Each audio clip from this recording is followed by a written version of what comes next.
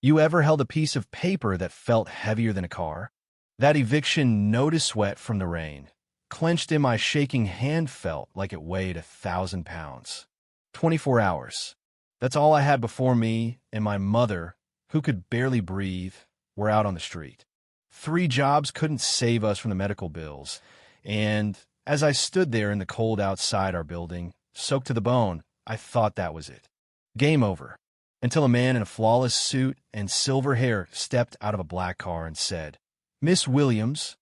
He handed me a business card. Robert Hayes, attorney for the Morrison estate. The next words out of his mouth changed everything. "My client will pay you $5 million if you agree to carry his child." I laughed at first. Sounded like a twisted Lifetime movie. Then he said the name, Gabriel Morrison. Yeah, that Gabriel Morrison, a tech billionaire on magazine covers, now dying of stage 4 cancer.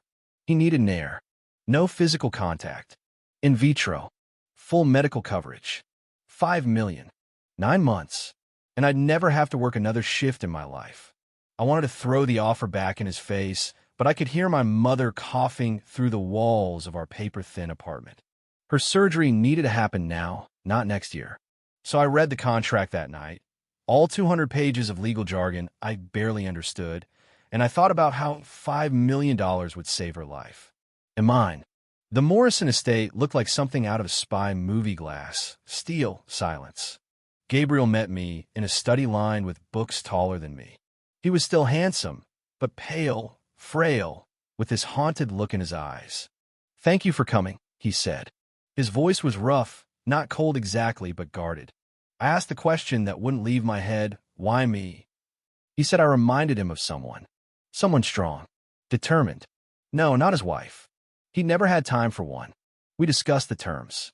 I'd live in the East Wing, have full privacy, best care money could buy. The baby would be his heir, raised by his people. When it was over, I'd walk away. $5 million richer. I nodded. Told him I'd think on it. But the decision was already made. My mother had days left if we didn't act. The IVF worked on the first try. The doctor said I was a perfect candidate. Gabriel nodded like he expected it. No warmth. No smiles. Just confirmation. I moved into my private wing, complete with a fireplace, chef, and a bathtub big enough to swim in, but it still felt like a golden cage. I saw no one except the housekeeper and the nurses. Gabriel was a ghost. One day, I found him coughing by the fountain, hunched over, blood on his handkerchief.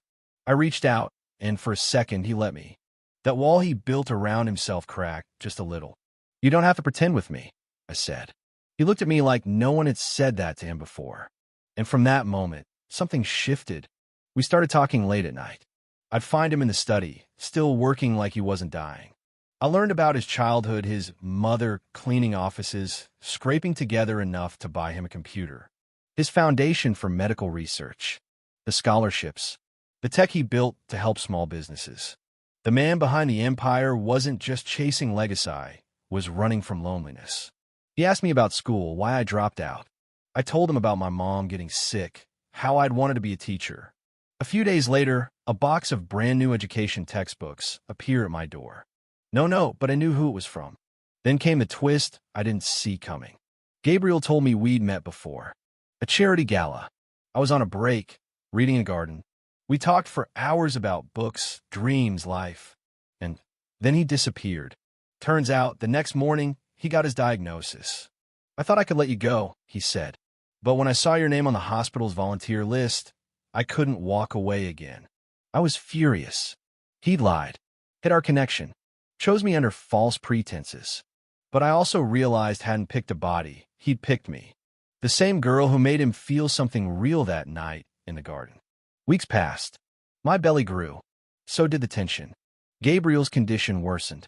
Then one morning, his brother Nathan stormed into the hospital room like a storm in a suit. "This baby isn't legitimate," he barked. "You're unfit. The board votes me interim CEO. He offered me $1 million to walk away. But I didn't flinch. I'm not going anywhere." That's when Dr. Martinez stepped in with lab results. The treatment was working. His cancer markers had dropped dramatically. Nathan's smug face drained of color. Moments later, a powerhouse lawyer walked in, Elizabeth Hawthorne, retained by me. With Gabriel's recovery underway and airtight contracts in place, Nathan's little coup crumbled before our eyes. The first time I heard our daughter's heartbeat, Gabriel cried. He gifted me a necklace that had belonged to his mother. She said this was for the woman who'd give me a family, he whispered. And then he said it, I love you, Nia.